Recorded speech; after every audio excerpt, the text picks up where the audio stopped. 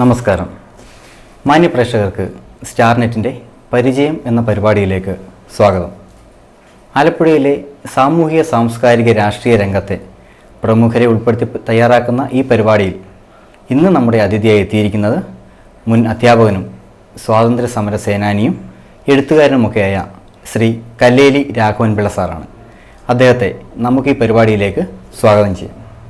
നമസ്കാരം സർ. നമസ്കാരം സർ, നമുക്ക് ആദ്യമായി സാറിൻ്റെ കുടുംബം, അതിൽ നിന്ന് തന്നെ നമുക്ക് തുടങ്ങാം. ആരൊക്കെയാണ് സാറിൻ്റെ കുടുംബാംഗങ്ങൾ? എൻ്റെ കുടുംബം ഒരു വലിയ കുടുംബമാണ്.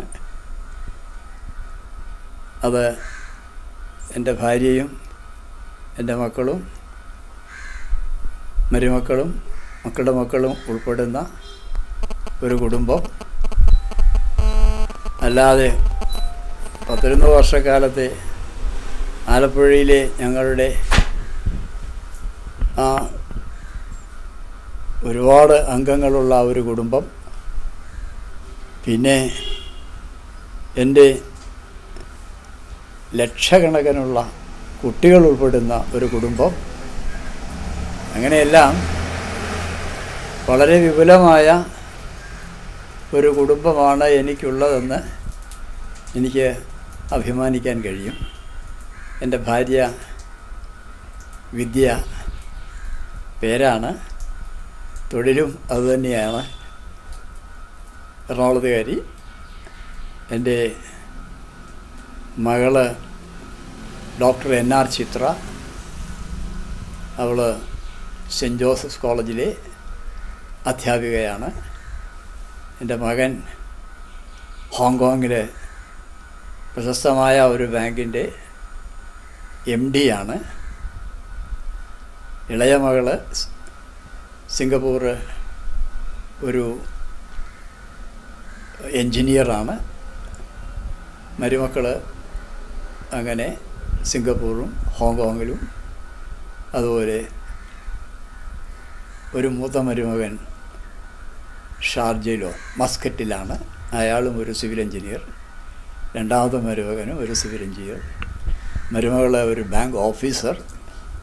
അങ്ങനെയുള്ള ഒരു വലിയ കുടുംബം. ഈ സംഭവബഹുലമായ ഒരു ജീവിതം, അതിപ്പോൾ ഞാൻ ആ ഒരു ജീവിതം തുടങ്ങുന്നത് 42കളിൽ നമ്മുടെ സ്വാതന്ത്ര്യ സമരവുമായിട്ട് ബന്ധപ്പെട്ടാണെന്ന് കേട്ടിട്ടുണ്ട്. കാരണം ഈ ഒരു പ്രായത്തിലും നമ്മൾ ഇന്ന് ജീവിച്ചിരിക്കുന്ന സ്വാതന്ത്ര്യ സമരത്തിൽ പങ്കെടുത്ത ഒരാൾ എന്നുള്ളൊരു ഖ്യാതി മറ്റുള്ള ജനങ്ങളുടെ മനസ്സിൽ സാറിനെ കുറിച്ചുണ്ട്. അതേക്കുറിച്ച് സാറിന് എന്താ പറയാനുള്ളത്? ഞാൻ സ്വാതന്ത്ര്യ സമരത്തിൽ പങ്കെടുത്തിട്ടുണ്ട്. ഒരു വിദ്യാർത്ഥി എന്ന നിലയിലാണ്. അറസ്റ്റ് വരിക്കേണ്ടി വന്നിട്ടില്ല. പക്ഷേ എന്നെ അന്വേഷിച്ച് CID പോലീസ് വീടുകളിലൊക്കെ നടന്നിട്ടുണ്ട്. 42 ഞാൻ ഹൈസ്കൂളിൽ പഠിക്കുമ്പോൾ ഓഗസ്റ്റ് 9 ഞങ്ങൾ ഞങ്ങളുടെ സ്കൂളിൽ ആചരിക്കുകയുണ്ടായി. അന്ന് മുതൽ 42 മുതൽ സ്വാതന്ത്ര്യ ലബ്ധിക്കാലം വരെയും ഉള്ള 5-6 വർഷം ഞാൻ സ്വാതന്ത്ര്യ സമരത്തിൽ ഒരു സന്നദ്ധ ഭടനായോ അനുഭാവിയായോ ഒക്കെ കഴിഞ്ഞു. നൂൽ നൂൽക്കുവാൻ പഠിച്ചു, ഖാദി ധരിച്ചു. മഹാത്മാഗാന്ധിയുടെ ആഹ്വാനമനുസരിച്ച് രാഷ്ട്രഭാഷയായ ഹിന്ദി പഠിക്കണമെന്ന് ഗാന്ധിജി ഉപദേശിച്ചതുകൊണ്ട് അന്നത്തെ തലമുറയെ മുഴുവൻ ഞങ്ങളുമൊക്കെ ഹിന്ദി വിദ്യാലയത്തിൽ പോയി ഹിന്ദി കുറേ പഠിച്ചു.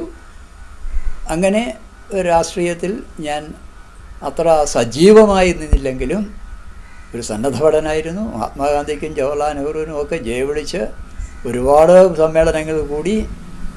47 സ്വാതന്ത്ര്യം കിട്ടിയതിന് ശേഷവും അല്പകാലം ഞങ്ങൾക്ക് രാഷ്ട്രീയ സമരത്തിൽ പങ്കെടുക്കേണ്ടി വന്നു. കാരണം ദിവാൻ ഭരണം അവസാനിപ്പിക്കുന്നതിന് വേണ്ടി അന്നത്തെ വിദ്യാർത്ഥികൾ ദിവാനെതിരായിട്ടുള്ള സമരങ്ങളിലുമൊക്കെ പങ്കെടുത്തു.